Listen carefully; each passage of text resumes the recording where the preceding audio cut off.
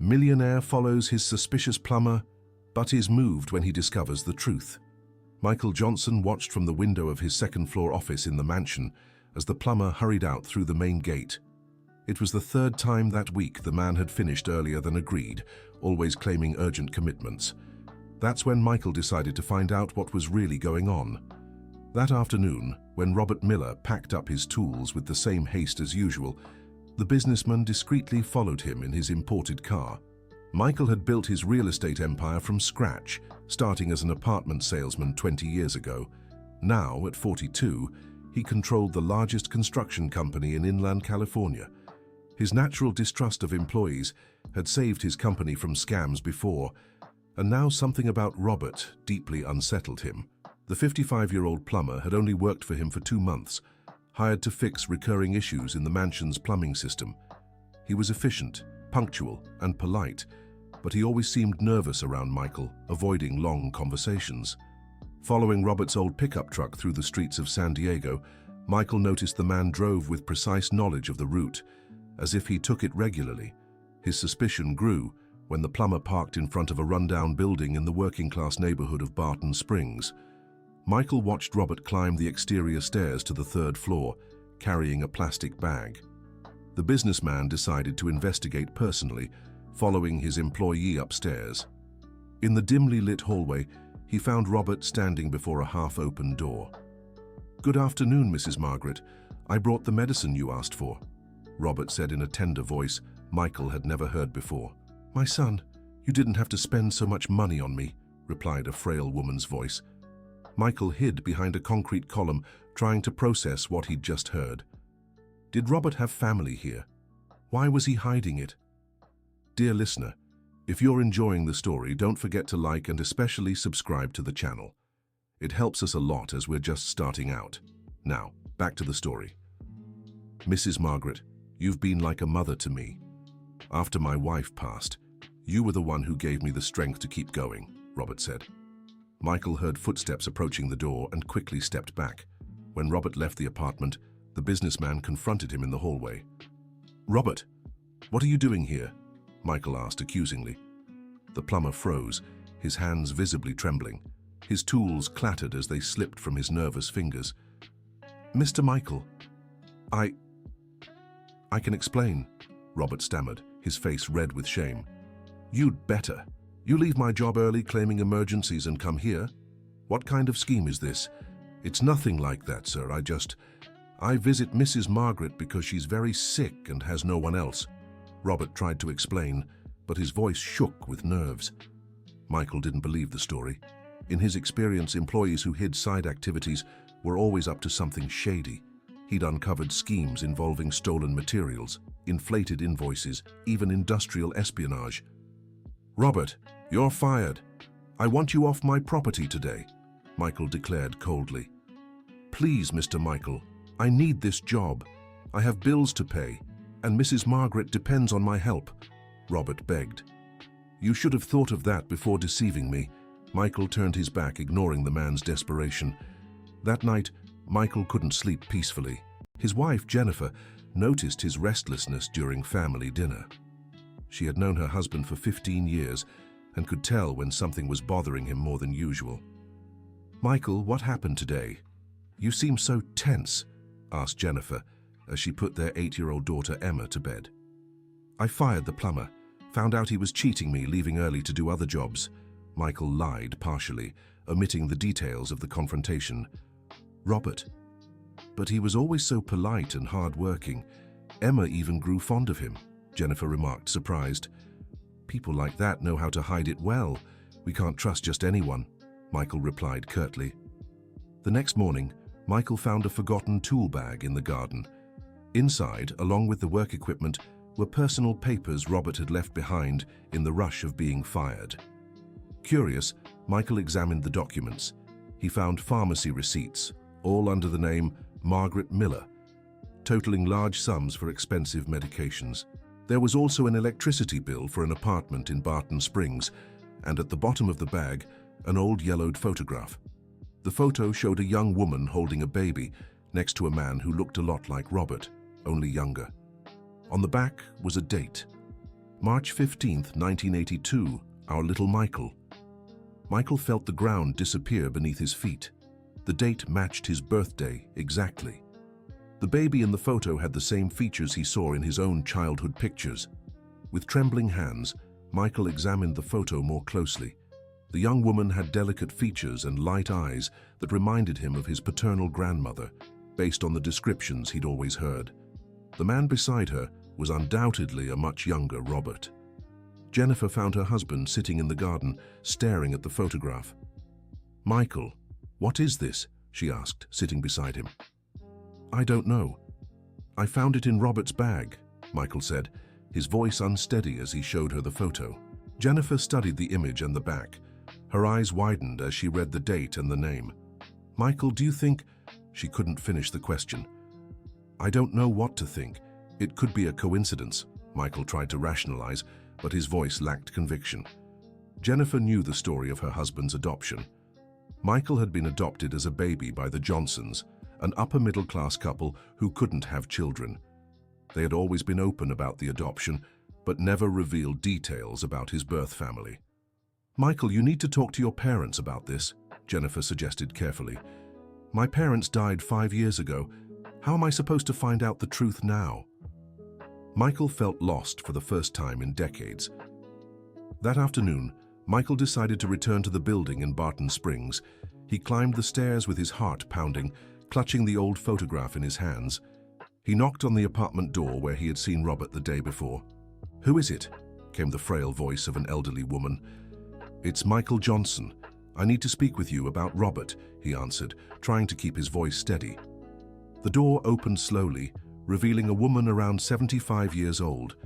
Margaret Miller was thin, with white hair, but her green eyes were bright and sharp. When she saw Michael, her expression changed drastically. "My God, you're—" Margaret pressed a hand to her chest, as if she'd seen a ghost. "Ma'am, do you know me?" Michael asked, showing her the photograph. Margaret began to cry silently, confirming Michael's deepest suspicions. "Come in, my son. You need to know everything," she said, inviting him into the small apartment. The interior was simple but clean. The walls were covered in old photographs and newspaper clippings. Michael noticed many of the clippings were about his company and his business successes. "Robert brought me these articles over the years. He always knew where you were but never had the courage to approach you," explained Margaret, still emotional. "Robert is my—" Michael couldn't bring himself to finish the question. "Your uncle, my eldest son. You're the child of my daughter Rachel, who was only 16 when you were born," Margaret revealed, her voice trembling. Michael sank heavily into the old chair. The information was too much to process at once. Where is Rachel?" he asked with difficulty. "She passed when you were 3 months old. Complications from childbirth. The doctor said she was too young. Her body couldn't handle it," Margaret explained, tears in her eyes. The revelation hit Michael like a punch to the gut. His birth mother had died so young, trying to bring him into the world. And why was I given up for adoption? Michael needed to understand the whole story. I was only 40 at the time, but I was already raising 5 children alone. Robert was 15 and already working to help support us. We couldn't afford to raise another child, especially after losing my Rachel, Margaret explained, dabbing her tears with a tissue. The Johnsons were a wealthy couple who couldn't have children. They promised to give you everything I never could. Education, opportunities, a better future. It was the hardest decision of my life, but I believed it was best for you. Michael struggled to process everything. His entire life had been built on a foundation he'd never questioned. Now he discovered he had a biological family that had always been nearby. "Robert always knew who I was," he asked. "He recognized you on your first day at work. He was desperate, didn't know whether to tell you or not. He feared you'd fire him or be angry with us," Margaret explained. "That's why he always seemed nervous around me," Michael finally understood. "Robert sacrificed so much for this family. When I got sick 2 years ago, he took on 2 jobs to pay for my medicine. Never married, never had children of his own, always taking care of all of us," Margaret said with pride and sadness. Michael felt ashamed for misjudging Robert so badly. The man he'd fired was actually someone who'd always looked after his family. "Does he come here every day?" Michael asked. "3 times a week after work. Brings medicine, food, checks on me. He's a wonderful son," Margaret replied affectionately. Just then, Michael heard familiar footsteps on the stairs. Robert was returning for his usual visit, unaware he'd find his nephew there. When Robert opened the door and saw Michael sitting in the living room, he froze completely. His grocery bag fell to the floor, scattering medicine across the apartment. "Michael, I can explain everything," Robert stammered, clearly panicked. "Sit down, Uncle Robert. I need to apologize," Michael said, using the familial term for the first time. Robert looked at Margaret, who nodded confirmation that she'd told the whole truth. "You have nothing to apologize for, Michael. I'm the one who should have told you from the beginning," Robert said, slowly sitting down. "Why didn't you?" Michael wanted to understand. "I was afraid. You're an important man, wealthy, successful. I'm just a simple plumber. I thought you'd be ashamed to have poor relatives," Robert explained with painful honesty. "Robert, I completely misjudged you. I thought you were plotting against me," Michael admitted his mistake. "I understand your suspicion. In your position, it's natural to be cautious." Robert showed no resentment. Margaret watched the conversation between the two men with tears of happiness. She'd dreamed of this moment for decades. "Michael, there's something else you need to know," said Margaret, rising with difficulty and walking to an old cabinet. She returned with a shoebox full of letters and documents. Michael recognized his original birth certificate, with his biological parents' names clearly listed. "I kept everything about you. Every newspaper article about your success, every photo I could find. Robert always brought me news about you," Margaret explained. Michael leafed through the papers with growing emotion. There were letters Margaret had written to him over the years but never sent. "My dear grandson, today you turned 15. I saw your photo in the school paper, winning a math award. I'm so proud of you." Michael read one of the letters aloud. The tears finally came. Michael cried as he hadn't since childhood, releasing decades of unresolved questions about his origins.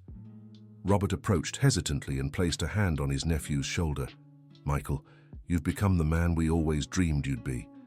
Rachel would be so proud," Robert said, his voice choked. "I want to meet the whole family. I want to know about my mother, about you, about our history," Michael declared through tears. Margaret smiled for the first time in months. "We have plenty of time to talk, and you need to bring your wife and daughter to meet me," she said with renewed enthusiasm. Michael realized his life had completely changed in those 2 hours. He was no longer just Michael Johnson, the successful businessman. He was Michael Miller Johnson, Margaret's grandson, Robert's nephew, Rachel's son. "Robert, you're rehired, and I want you to come work as the maintenance supervisor for the company with a fair wage," Michael offered. "Michael, I can't accept that. It would be charity," Robert refused proudly. "It's not charity, it's justice. You have the experience and skills. You deserve a better opportunity," Michael insisted. Dear listener, if you're enjoying the story, take a moment to like and especially subscribe to the channel. It helps us a lot as we're just starting out. Now continuing, Margaret intervened in the discussion between the two men. "Robert, accept the offer. You've worked your whole life without recognition. It's time for the dignity you deserve," she said firmly. Michael knew he needed to tell Jennifer and Emma everything. His family was part of this discovery too. That evening, Michael came home carrying the emotions of the day. Jennifer was in the kitchen preparing dinner when he walked in with red eyes and a transformed expression. "Jennifer, I need to tell you what I found out today," Michael said, sitting at the kitchen table. Emma ran to hug her father, as she did every day. Michael held her with even more tenderness, thinking about how Margaret had been deprived of these moments with him. "Daddy, why do you have crying eyes?" Emma asked with childlike innocence. "Daddy found out he has a new grandma," Michael explained simply. Jennifer stopped what she was doing and sat down to hear the whole story. Michael recounted every detail, from discovering the photo to his conversation with Margaret and Robert. "My God, Michael, this changes everything," Jennifer said, processing the information. "It changes for the better. I always felt something was missing in my life, and now I know what it was," Michael replied with conviction. "I want to meet Grandma Margaret, Emma declared excitedly. "We'll visit her this weekend, and Robert is coming back to work here, but now as a supervisor," Michael explained. Jennifer was happy with the news. She'd always felt Michael had an emotional void neither she nor Emma could completely fill. "I'll prepare a special lunch for when they come to visit us," Jennifer planned. In the following days, Michael reorganized his priorities. He hired a private nurse to care for Margaret, upgraded her health insurance to a more comprehensive plan, and arranged for renovations in her apartment. Robert initially resisted the changes, but Michael explained it wasn't charity. It was family taking care of family. "Robert, you took care of our grandmother alone for years. Now it's my turn to help," Michael argued.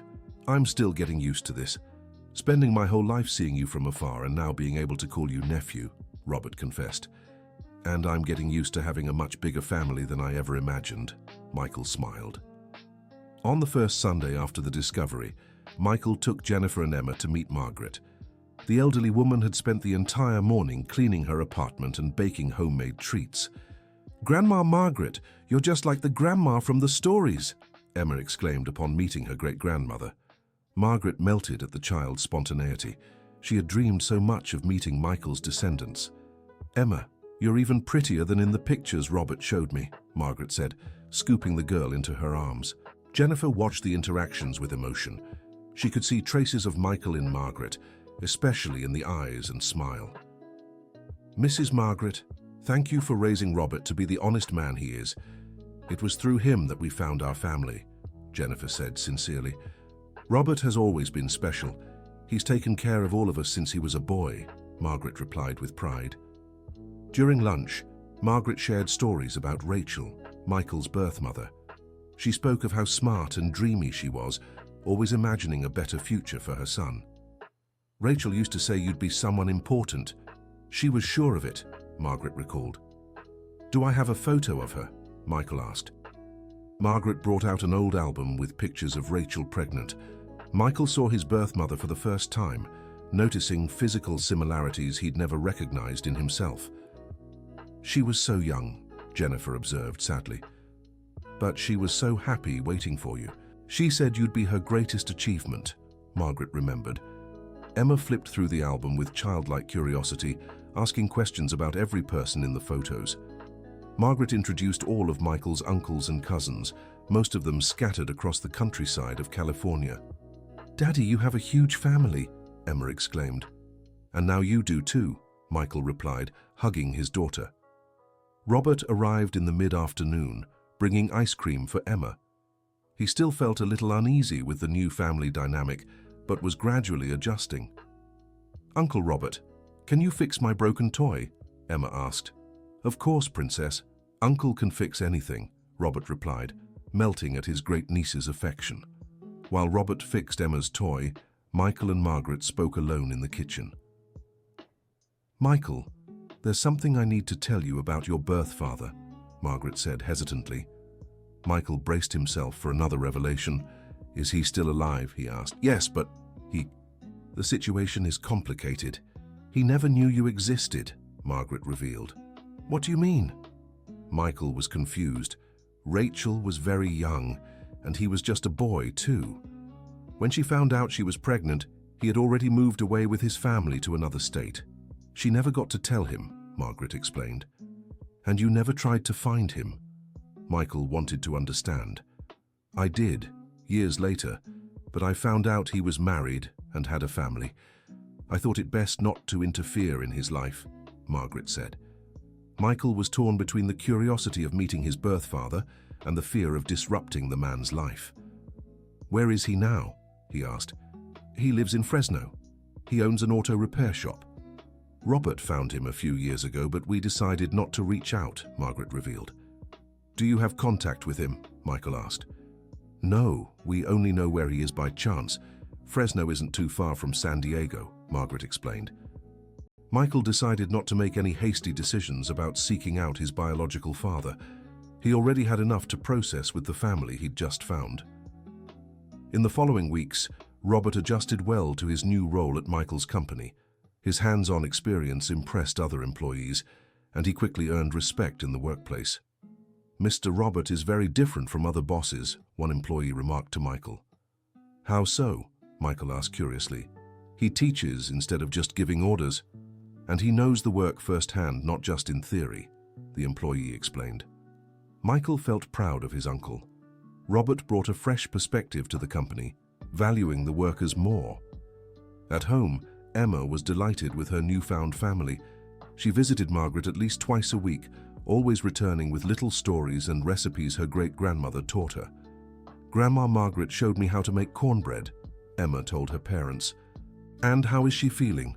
Jennifer asked, concerned about the older woman's health. "Much better. She said having family nearby is the best medicine," Emma replied innocently. Michael noticed Margaret truly seemed livelier and healthier since their reunion.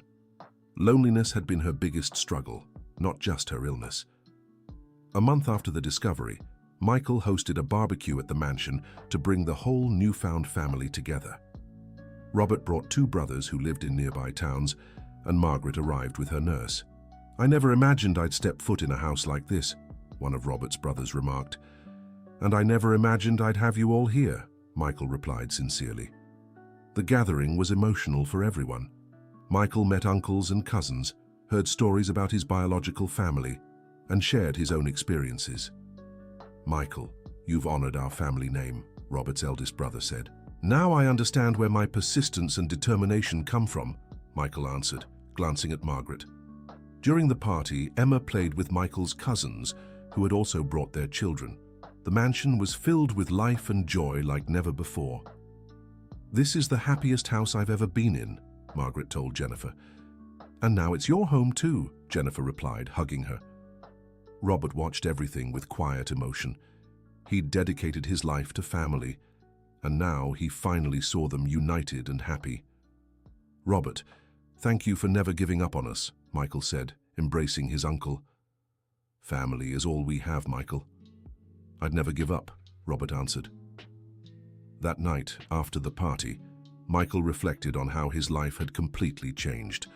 Discovering his biological family hadn't lessened his love for his adoptive parents, but it filled a void he hadn't even known existed. "Jennifer, I think I feel whole for the first time in my life," he confessed to his wife. "I can tell. You seem lighter, happier," Jennifer observed. "And Emma loves having such a big family," Michael added. "She adores Grandma Margaret," Jennifer smiled. In the following months, Michael became deeply involved in his newfound family's lives. He helped cousins find better jobs, paid for his nephew's education, and ensured Margaret had all the medical care she needed. "Michael, you don't have to take care of all of us," Robert said during a conversation. "It's not an obligation. It's a pleasure. Family takes care of family." Michael repeated the words Robert himself had once used. "But there are limits.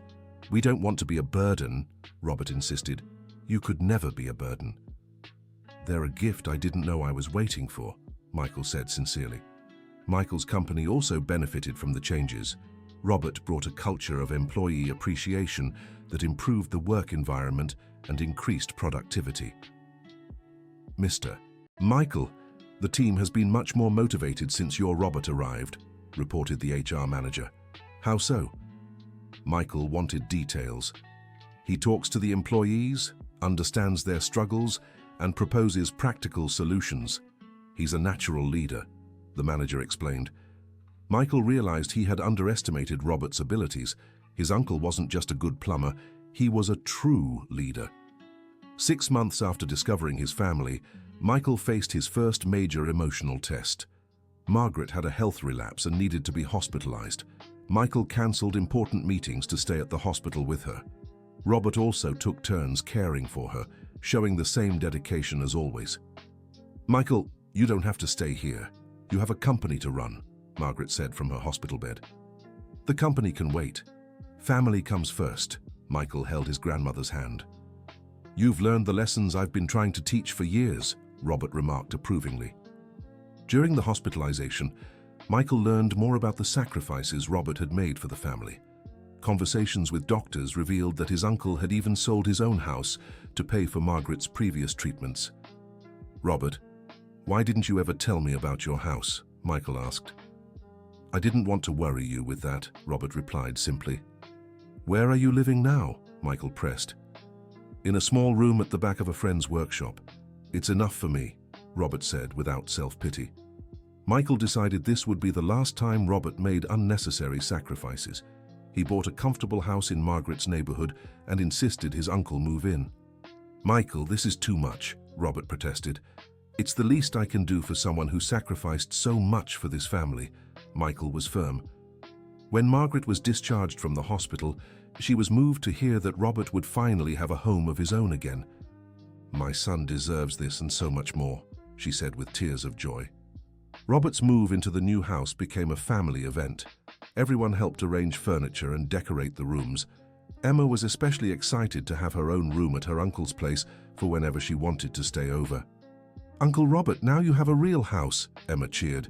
And you have a room all your own here, Robert replied, showing her the space he had decorated, especially for his great niece. Michael watched the interactions between Emma and Robert with emotion. His daughter was gaining another father figure, and Robert was experiencing the fatherhood he'd never had. Jennifer, I think Emma likes Uncle Robert more than me, Michael joked. She has room in her heart for all of us, Jennifer replied with a smile. A year after discovering his family, Michael organized a special birthday celebration for Margaret. It was her first birthday in decades with the whole family together. Grandma, make a wish, Emma encouraged as they brought out the cake. Margaret looked around the table at Michael, Jennifer, Emma, Robert, and all the other family members. My wish has already come true. I have my whole family together again, she said, before blowing out the candles. Dear listener, if you're enjoying the story, don't forget to like and especially subscribe to the channel. It helps us a lot as we're just starting out. Now, continuing. During the celebration, Michael announced a decision he had made after much reflection. Family, I have something important to share. I've decided to create a foundation in our family's name to help young people in vulnerable situations, Michael declared. Michael, what a wonderful idea, exclaimed Jennifer. The foundation will offer vocational courses, scholarships, and support for young people who need opportunities, explained Michael. And Robert will be the foundation's operations director, he added, surprising his uncle. Robert was speechless. He had never imagined taking on such a big responsibility. Michael, I don't have the qualifications for this, Robert protested. You have something more important, life experience and a heart for helping people. The rest we can learn, Michael persuaded. Margaret was overjoyed by the news, seeing her grandson use his success to help others fulfill Rachel's dreams. Rachel would be so proud, she said, her voice trembling. The Miller Johnson Foundation was established in the following months, with Robert dedicating himself fully to the project. Michael discovered his uncle had a natural ability to understand the struggles of young people in need. Robert knows their reality because he's lived through similar situations, explained the social worker hired for the foundation. That's what makes the difference. He doesn't judge, he just helps, Michael observed. The foundation's first results were impressive. Young people who had no prospects found jobs after completing vocational training. Some even started their own businesses. Mr. Robert changed my life, said one of the young participants. You changed your own life. I just gave you an opportunity, Robert replied humbly. Michael watched the foundation's work with growing pride. Seeing Robert find his true calling was one of the greatest joys of the whole process. At home, family life had also settled. Emma considered Margaret her favorite grandmother, and the older woman returned all the affection she couldn't give Michael as a child. Grandma Margaret tells the best stories, Emma always said after visits. And do you tell her about school and your friends? Jennifer asked. I tell her everything. She knows more about my life than you do, Emma teased. Michael was happy seeing that special bond between Emma and Margaret. The girl was learning about her roots and developing important values through conversations with her great-grandmother. 2 years after discovering his family, Michael faced a tough decision. His company received a merger offer from a multinational corporation with an astronomical price tag. Michael, this is a once-in-a-lifetime opportunity, his partner said, but we'll lose control of the company and many employees could be laid off, Michael considered. That's the business world. We can't just think about the employees, his partner argued. Michael discussed the dilemma with Robert. His uncle listened carefully before giving his opinion. "Michael, which decision could you explain to Emma when she grows up?" Robert asked. The question made Michael reflect deeply. He realized his values had changed since finding his family. "You're right. I can't sacrifice people for money," Michael concluded. "Your mother, Rachel, would be proud of that choice," Robert said. Michael rejected the merger, choosing instead to keep the family business and protect his employees' jobs. The decision caused controversy among some investors, but he was at peace with it. "Jennifer, I think I did the right thing," Michael said that night. "I'm sure you did. You wouldn't be the same man if you'd accepted," Jennifer replied. "My family taught me some things are more important than money," Michael reflected. During this time, Margaret remained active and involved in everyone's lives. At 77, she became the matriarch who brought the family together for every occasion. "Margaret is the heart of our family," Jennifer remarked to Michael. "And to think I almost missed the chance to meet her because of pure prejudice," Michael lamented. "What matters is that you found each other," Jennifer comforted. "Thanks to Robert's persistence in keeping the family united, even from a distance," Michael acknowledged. The Miller-Johnson Foundation was growing steadily. Robert had become a respected figure in the region's social sector, receiving invitations to speak and consult in other cities. "Uncle, you've become a celebrity," Michael teased. "I'm just doing what I've always known, taking care of people," Robert replied modestly.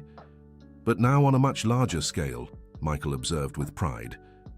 During one of Robert's speeches, Michael accompanied him and was moved, hearing his uncle share his life story and how he found purpose in helping others. "My family taught me that everyone deserves a chance.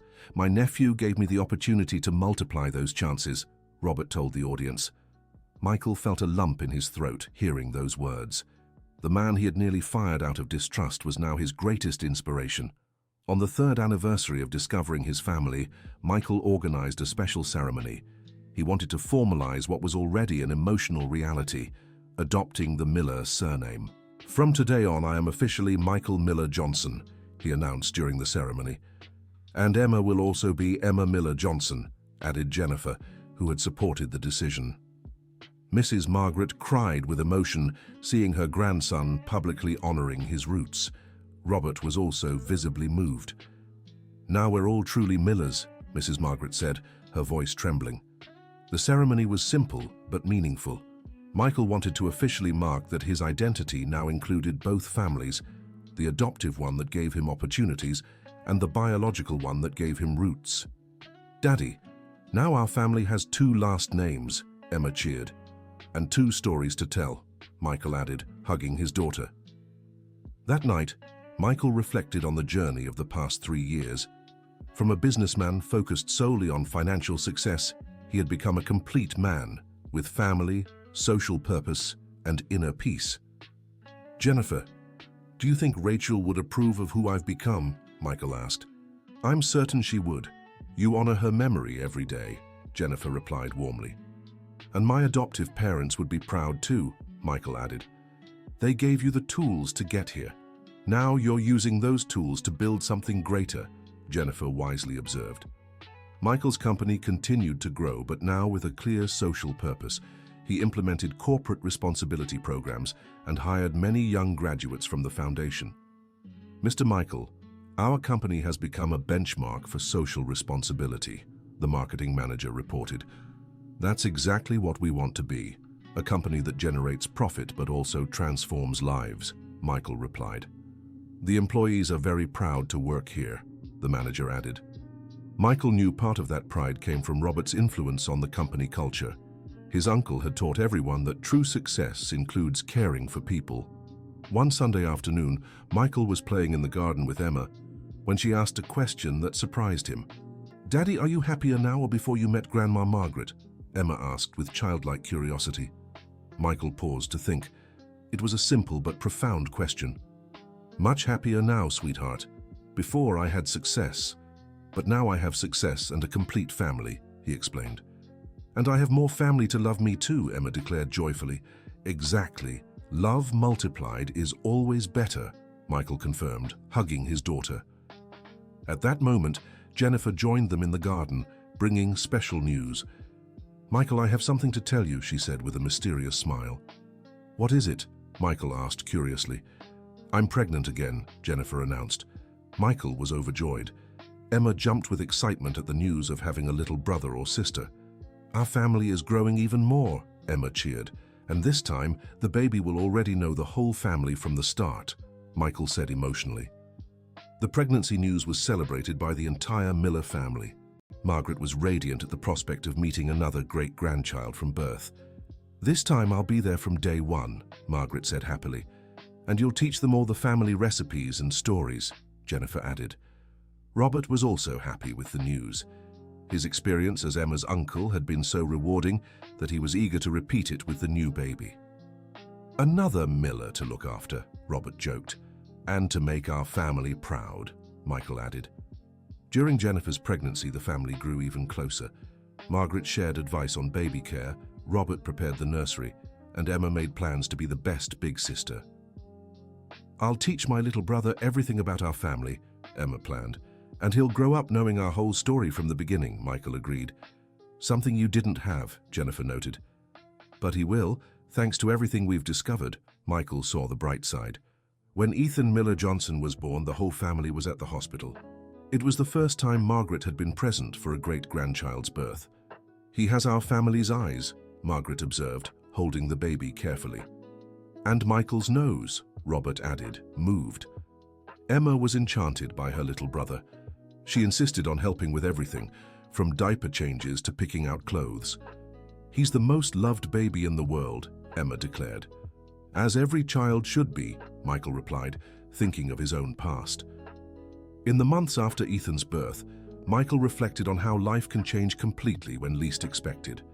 3 years earlier, he had been a lonely businessman focused only on work. Now he was a father of 2, grandson to a loving grandmother, nephew to a devoted uncle, and director of a social foundation. "Jennifer, sometimes I feel like I'm living someone else's life," Michael confessed. "You're living the life you were always meant to have," Jennifer wisely replied. "A complete life," Michael agreed. "Full of purpose, family, and more than enough love," Jennifer added. The Miller Johnson Foundation now helped hundreds of young people each year. Robert had become a respected figure in social work, often consulted by other organizations on methods for supporting at-risk youth. "Uncle, you've become an expert," Michael teased. "I learned by doing, taking care of our family for decades," Robert answered. "And now you're helping hundreds of families," Michael said proudly. During a visit to the foundation, Michael watched Robert talk patiently with a young man who had lost his job. His uncle's understanding was remarkable. "Robert has a special gift for this," the foundation's psychologist remarked. "He's lived through many of the struggles these young people face," Michael explained. "That's why he connects with them so genuinely," the professional observed. Michael realized Robert had found his true calling. The foundation wasn't just a job, it was his life's mission. At home, Margaret remained the family's active matriarch.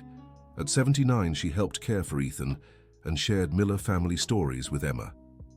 "Grandma Margaret, tell me the story about Daddy's mommy again," Emma would ask during visits. "Your great-grandmother Rachel looked a lot like you, Emma. Curious, smart, and full of dreams," Margaret would say. Michael listened to these conversations with emotion. Seeing Emma learning about her family roots was a gift he never had in childhood. "Emma is growing up with a strong family identity," observed Jennifer. "And Ethan will have that same advantage," added Michael. "Thanks to what you've built together," Jennifer acknowledged. On the 4th anniversary of the family's reunion, Michael organized a special event, the opening of a new headquarters for the Miller Johnson Foundation. The building was constructed on land donated by the city and featured modern classrooms, a computer lab, and community spaces. "This is our contribution to the future of San Diego," Michael declared during the opening ceremony. "And our family's legacy for generations to come," added Robert. Margaret cut the ribbon, accompanied by Emma and Ethan in Jennifer's arms. It was symbolic to have 4 generations of the Miller family represented in that moment. "My Rachel would have been so proud," Margaret said with tears of joy. "And very surprised by everything that's happened," Michael added. Her dreams multiplied through you, Robert observed. During the celebration, many young people supported by the foundation presented their projects and achievements. Michael was moved to see how the work they had started 3 years earlier was transforming lives. "Mr. Michael, the foundation changed my life completely," said a young woman who now worked as an electronics technician. "You changed your own life. We just gave you an opportunity," Michael replied, echoing Robert's words. "But sometimes an opportunity is all we need," the young woman insisted. Michael understood he was witnessing the true meaning of success. It wasn't just about accumulating wealth, but using that wealth to create opportunities for others. That evening, after the celebration, the Miller family gathered at the mansion for an intimate dinner. It was the perfect moment to reflect on their shared journey. "Margaret, when you gave Michael up for adoption, did you ever imagine you'd be reunited like this?" Jennifer asked. "I never stopped dreaming of it, but I thought it was impossible," Margaret answered honestly. "And you, Robert, when you started working for Michael, did you ever imagine how it would all turn out?" Jennifer asked. "My greatest hope was that he'd know he had family. I never imagined it would be like this," Robert said emotionally. "And I never imagined my life would change completely because of an unfounded suspicion," Michael added. Emma, though still a child, joined the conversation with her innocent observations. "Daddy, if you hadn't followed Uncle Robert, would we never have found Grandma Margaret?" she asked. "Probably not, sweetheart," Michael answered. "Then it's good you followed him," Emma concluded with childlike logic. Everyone laughed at the simplicity of Emma's remark, but she was right. What had begun with suspicion and distrust had become the greatest blessing of Michael's life. In the following months, Michael made an important decision about the company's future. He decided that when Ethan and Emma grew up, they would have the choice to take over either the company or the foundation, depending on their interests and callings. "I want them to have choices I never had," Michael explained to Jennifer. "And to know their family's full story from the beginning," Jennifer added. "Especially the values Margaret and Robert taught us," Michael emphasized. The Miller-Johnson Company, which now included his original surname, had become a benchmark for social responsibility in California's interior. Michael received invitations to speak about balancing profit with social purpose. "Mr. Michael, what's the secret to your company's success?" a journalist asked during an interview. "Understanding that a company is made of people and people need to be cared for like family," Michael replied. "And where did you learn this philosophy?" the journalist pressed. "From my family. They taught me that taking care of each other is our most important responsibility," Michael explained. Robert watched these interviews with pride. Seeing his nephew use his platform to spread family values was deeply rewarding. "Michael has become a true leader," Robert remarked to Margaret. "He always had potential. He just needed to discover his true values," Margaret wisely replied. "And we helped him find them," Robert noted. "As family should," Margaret agreed. 5 years after reconnecting with his family, Michael faced a moment of deep reflection.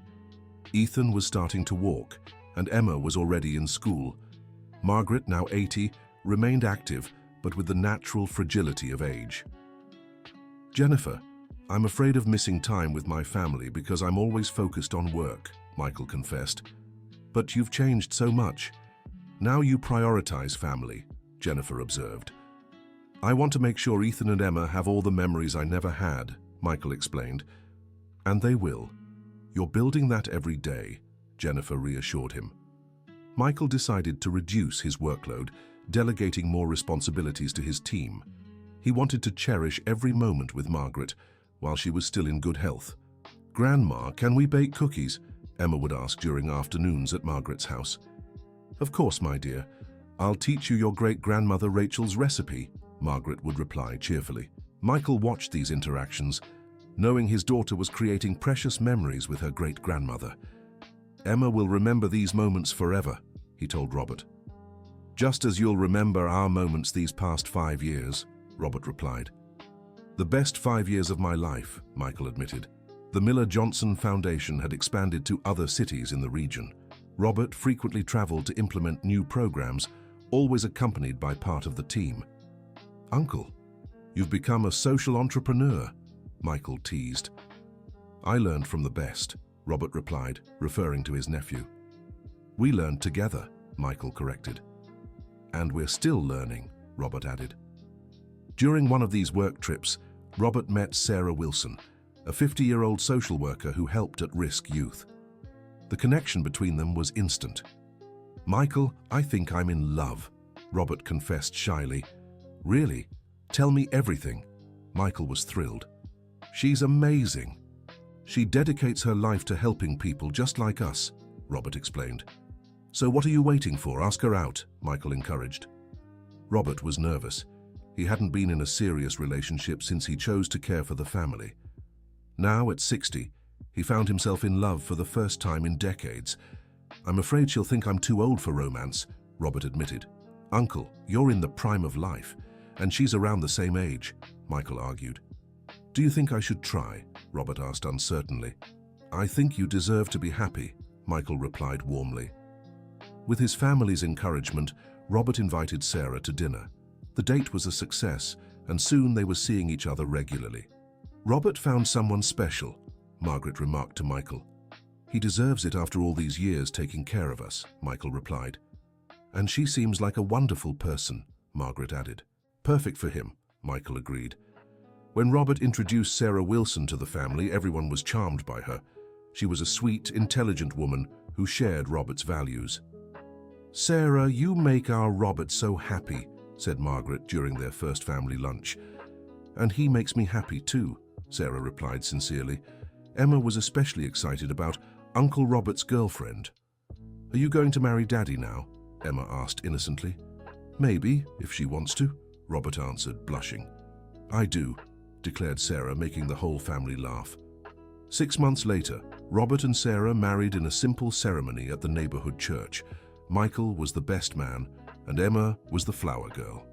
I never thought I'd get married at 60, Robert confessed to Michael before the ceremony. Love has no age, Michael replied. And our family is growing once more, Robert observed happily. As it should be, Michael agreed. Sarah's arrival brought new energy to the Miller family. She fit in perfectly, helping Margaret with daily care and bringing fresh perspectives to the foundation's work.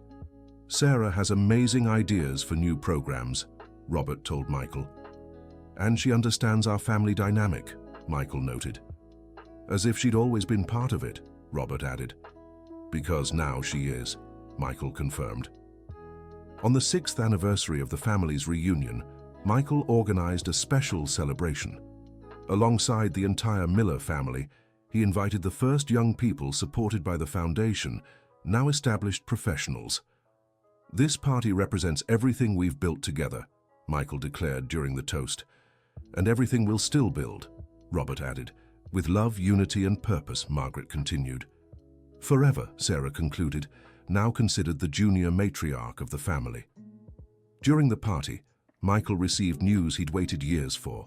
One of the young men supported by the foundation had been accepted into medical school at a state university. Mr. Michael, I'm going to be a doctor, the young man announced excitedly. You achieved this through your own hard work and dedication, Michael replied. But without the foundation, I'd never have had this chance, the young man insisted.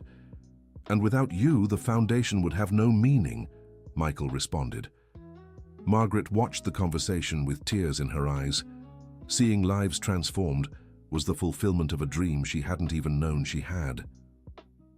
Rachel would be so proud to see how many lives Michael is touching, she told Sarah. As you must be, Sarah replied. Very proud, Margaret confirmed. That night after the party, Michael had a deep conversation with Robert about the family and foundation's future. Uncle, when Jennifer and I are no longer here, I want you to keep leading our family, Michael said. Michael, don't talk like that, Robert protested. It's important to plan. You're the most experienced among us, Michael insisted. And Sarah will help me, Robert added, accepting the responsibility. Ethan and Emma will need you both to keep our values alive, Michael explained. They can count on us, Robert promised. Michael felt at peace knowing there were trusted people to care for the family in the future. The bond formed over the past 6 years was strong and lasting. Jennifer, do you think we've built something that will last forever? Michael asked that night. "I'm sure of it. You've created more than a family. You've built a legacy," Jennifer replied. "A legacy of love and social responsibility," Michael observed. "One that Ethan and Emma will carry forward," Jennifer added. End of story. Now tell us what you thought of this touching story and where you're watching from. If you have any similar experiences to share with us, please leave a sincere comment below. Do you think Michael made the right decisions when he discovered his family? We'd love to hear your thoughts. Thank you so much for joining us.